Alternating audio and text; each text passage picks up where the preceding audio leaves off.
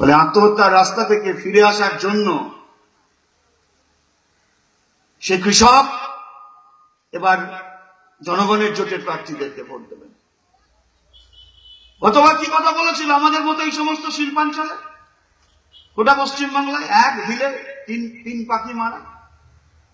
আমাদের বিরুদ্ধে অভিযোগ ছিল, ওরা বলেছিল যে সরকার যদি ওরা তৈরি করতে পারে তাহলে সিঙ্গুরে 400 একর জমি ফেরত দিয়ে দেবে, আর বাকি জমিটা কারখানা হবে। বাংলার কৃষকরা মনে করেছিল ভালোই তো। তার সঙ্গে সঙ্গে আরেকটা কথা বলেছিল যে পশ্চিমবাংলায় নাকি 56 লক্ষ কারখানা বন্ধ হয়ে পড়ে আছে।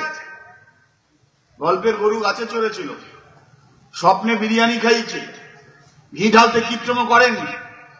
56 লক্ষ কারখানা পশ্চিমবাংলায় নাকি বন্ধ। পিসিমণি যদি পশ্চিমবাংলার মুখ্যমন্ত্রী হতে পারে তাহলে পশ্চিমবাংলার সমস্ত বন্ধ কলকারখানার জমিগুলোকে নিয়ে সেখানে একটা করে কারখানা খুলে দেবে। বাংলা কৃষকরা ভেবেছিলেন যে সত্যি তো পশ্চিমবঙ্গে কারখানার জন্য আর জমির দরকার পড়বে না, ওরা তো জমি ফেরত দিয়ে দেবে বলছে।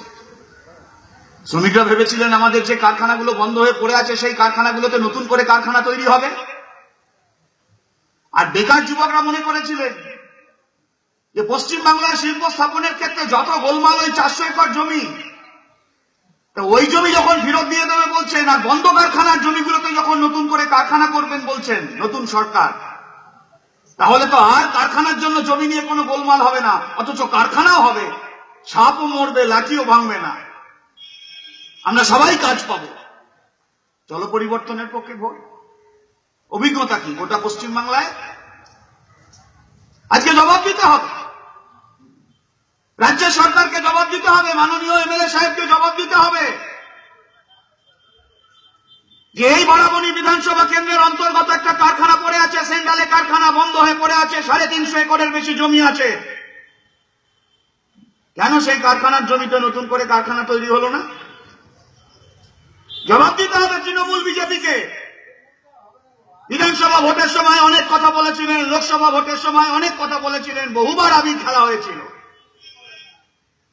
এই সেন্ডালে কারখানার গেটে যেমন আবির খেলা হয়েছিল, আমাদের কেবলস কারখানার গেটেও আবির খেলা হয়েছে। জবাব দিতে হবে কেন আজকে মৃত্যুর পথে চলেছে।